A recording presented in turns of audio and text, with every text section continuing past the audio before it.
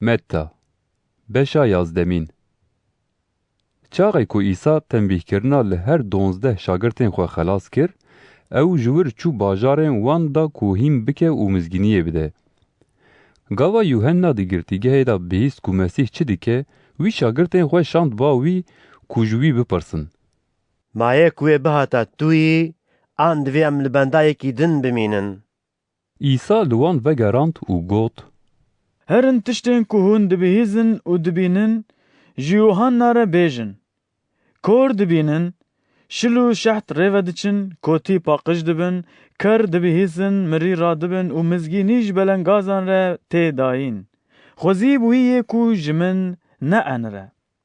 Gava ku şagirtên Yuhenna diçûn, İsa dest pê kir û ji elaletê ra li ser Yuhenna peyivî û got: Hûn derketin çolê da ku hûn çi bibînin.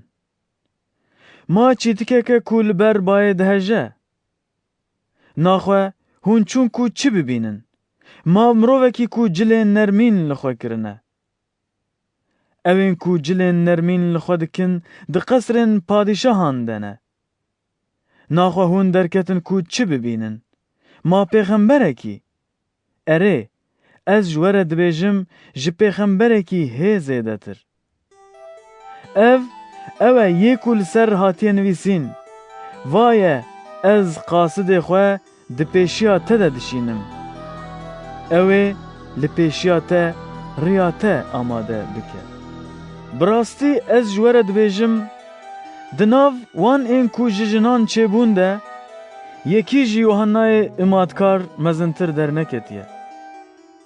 Lê di padîşahiya ezmanan de, yê herî biçûk ji wî mezintir e. Ji roja Yuhannayê îmatkar û heta niha, zor li padîşahiya ezmanan tê kirin û yên zordar wê bi dest dixin.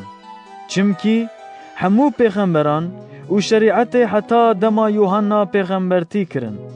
û eger hûn dixwazin vê yekê qebûl bikin, Elyasê ku diviya bihata ew e.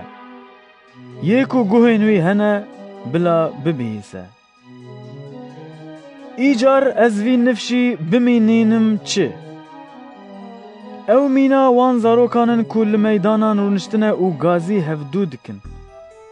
Û dibêjin: Me ji bo we li bilûrê xist û hûn nereqisîn.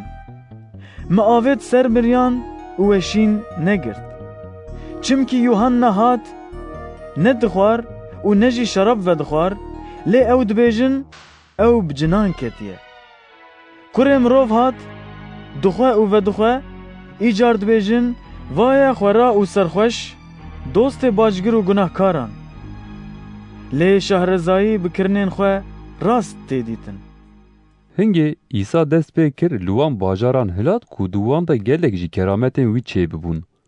Çimkî wan tobe nekir. Wey li te Xorazînê! Wey li te Beyt Saîdayê! Eger ew kerametên ku li nav we hatin kirin, li Sûr û Saîdayê bihatana kirin, wan ê ji zû de di nav xirarî û xeliyê de tobe bikira. Lê ez ji we re dibêjim, di roja dawî de rewşa Sûr û Saîdayê wêjiya we çêtir be. û tu hey Kefernahûm, ma tê heta bi ezmên bilind bibî.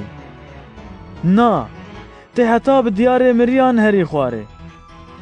Eger ew kerametên ku li nav te hatin kirin, li Sodomê bihatana kirin, ew ê heta îro li cihê xwe bima.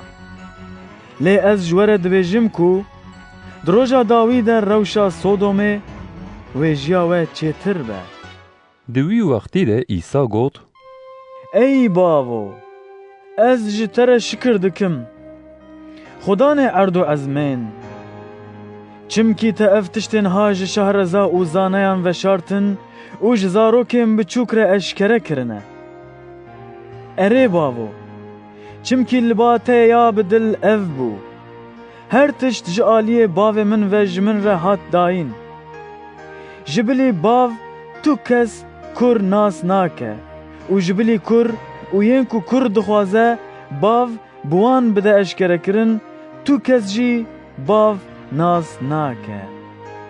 Werin ba min, ey hemû yên westayî û bargiran. ez ê rehetiye bidim we.